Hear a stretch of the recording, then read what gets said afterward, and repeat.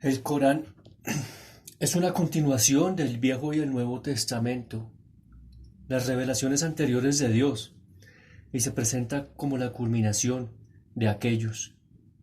Hicimos un convenio de antiguo con los hijos de Israel, y vosotros no tenéis nada que os guíe hasta que observéis la Torá y el Evangelio. 570-68. Esto da derecho a los judíos y a los cristianos a ser incluidos con los musulmanes como pueblo del libro, dado que el contexto de la reevaluación coránica es el Próximo Oriente. No se mencionan las religiones de otras tierras, pero su existencia está implícita y en principio validada, como en los siguientes versos. Cada comunidad tiene un enviado. Te hemos hablado previamente de algunos enviados, de otros no. 1047, 464. No obstante, los musulmanes aducen que el Viejo y el Nuevo Testamento tienen dos efectos de los que carece el Corán. En primer término, por razones circunstanciales solo registran parte de la verdad. Y en segundo lugar, las escrituras judía y cristiana fueron parcialmente viciadas en la transmisión, un hecho que explica las discrepancias ocasionales que hay entre los relatos de estas y sus equivalentes en el Corán. El estar exento de estas dos limitaciones convierte al Corán en la revelación final e infalible de la voluntad de Dios. Su segundo capítulo dice de manera explícita: esta es la escritura exenta de dudas. Desde fuera de las cosas parecen distintas porque el Corán es casi impenetrable desde el exterior. Nadie ha pasado jamás un fin de semana lluvioso, acurrucado en un sofá, leyendo el Corán. Darlil confesó que era la lectura más ardua que jamás ha emprendido, un embrollo pesado y confuso, vasto, mal construido. Nada, salvo un sentido del deber, podría lograr que un europeo leyese todo el Corán. Sir Edward Gibbon dijo algo por el estilo: el europeo examinará con impaciencia su interminable rapsodia, incoherente en fábulas y preceptos, y de declamaciones que rara vez provoca un sentimiento o una idea, que muchas veces recta en el polvo y otras se pierde en las nubes. ¿Cómo hemos de entender la discrepancia del Corán cuando se lee dentro y desde fuera? El idioma en el cual fue proclamado, el árabe, nos da la primera pista.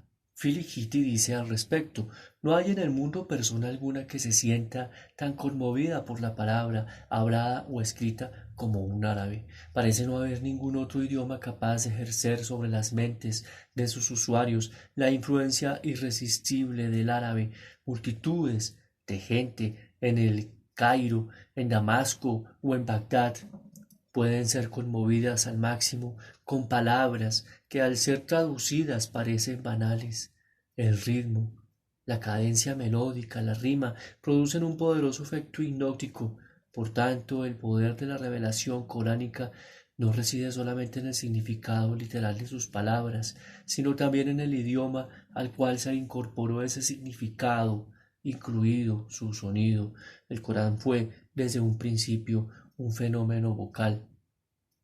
Recordemos que debemos recitar en el nombre del Señor, debido a que el contenido y el recipiente son aquí indisolubles. Es imposible que las tradiciones puedan transmitir la emoción, el fervor y el misterio que el Corán encierra en el original. Esta es la razón por la que, en marcado contraste con los cristianos que han traducido la Biblia a todos los idiomas conocidos, los musulmanes prefieren enseñar a otros su idioma, en el que creen que Dios habló finalmente con incomparable fuerza y franqueza. Pero el idioma no es la única barrera que ofrece el Corán para los de fuera, porque también el contenido es distinto de todos los demás textos religiosos. A diferencia de las Upanishads, no es explícitamente metafísico. Su teología no está basada en relatos dramáticos como sucede con las epopeyas hindúes, ni históricos como lo están las escrituras hebreas, así como tampoco se revela a Dios en forma humana, como es el caso del Evangelio y el Bajavad Gita. Si nos limitamos a las escrituras semíticas, podemos decir que mientras el Viejo y el Nuevo Testamento son directamente históricos e indirectamente doctrinales, el Corán es directamente doctrinal e indirectamente histórico, dado que el interés primordial del Corán es proclamar la unidad, la omnipotencia, la omnisciencia y la piedad de Dios, y de forma correlativa la total dependencia de Él, de la vida humana. Los hechos históricos son simples puntos de referencia que en sí apenas importan. Esto explica las razones por las que se citan los profetas sin orden cronológico alguno, por las que los hechos históricos son a veces relatos de forma tan elíptica que son inteligibles sin comentarios, y por las que las historias bíblicas a las que se refiere el Corán son presentadas de modo inesperado, resumido y seco, despojadas de sus características épicas e insertadas como ejemplos didácticos de la infinita variedad de cosas que manifiestan la alabanza de Dios. Cuando lo esencial es ilustrar la relación entre el Señor y sus sirvientes, todo lo demás son comentarios y alusiones.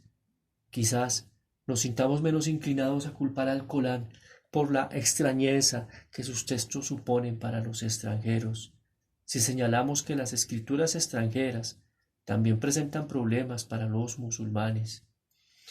Para mencionar solo el Viejo y el Nuevo Testamento, los musulmanes expresan su decepción cuando encuentran que ninguno de los dos textos adopta el discurso divino, sino que se limita a relatar hechos.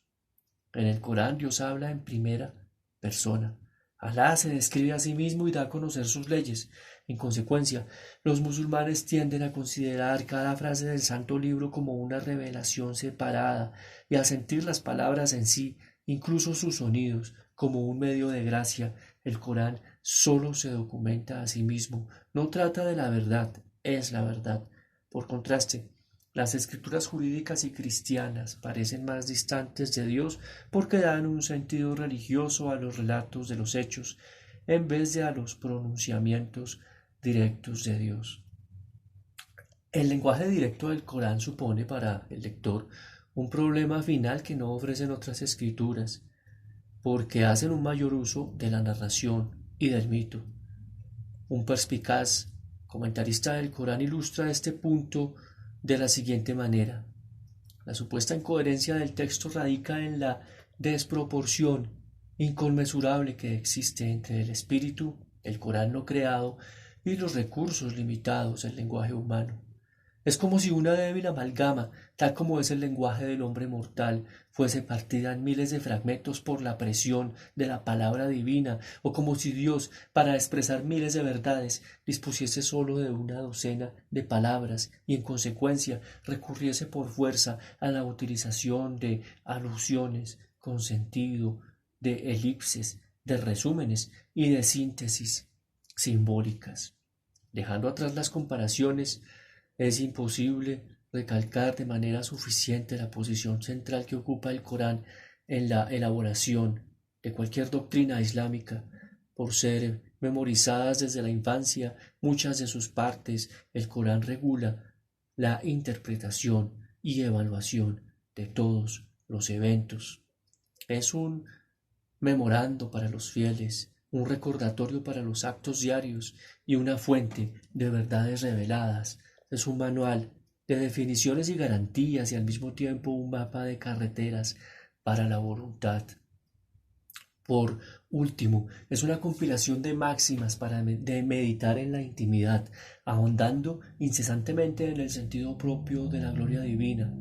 La palabra de tu Señor se ha cumplido en verdad y en justicia. 6.2.115. Conceptos teológicos básicos. Con unas pocas y sorprendentes excepciones que se mencionarán, los conceptos teológicos básicos del islamismo son virtualmente idénticos a los del judaísmo y el cristianismo, sus precursores. En esta sección nos limitaremos a los 4 que mayor importancia revisten: Dios, la creación, el ser humano y el día del juicio final. Al igual que otras religiones históricas, en el islamismo todo se centra en Dios. Su objetivo religioso máximo, Dios es inmaterial y por consiguiente invisible. Para los árabes esto no arroja duda alguna sobre su realidad, puesto que nunca sucumbieron a la tentación, dolorosamente acendrada por las modernas actitudes materialistas de considerar que solo es real lo visible. Uno de los tributos que el Corán rinde a Mahoma es que él nunca objetó lo invisible. Como habitantes del desierto tenían siempre presentes las manos invisibles que dirigían las ráfagas que barrían el desierto y que producían los engañosos espejismos que atraían al viajero hacia su destrucción. En consecuencia, el Corán no introdujo a los árabes en el invisible mundo del espíritu, y ni siquiera en el monoteísmo, puesto que ciertos seres conocidos como Hanifs ya habían alcanzado esa posición antes que Mahoma. La innovación introducida por ellos había consistido en quitar los ídolos de la escena religiosa y centrar lo divino en un solo Dios indivisible para todos.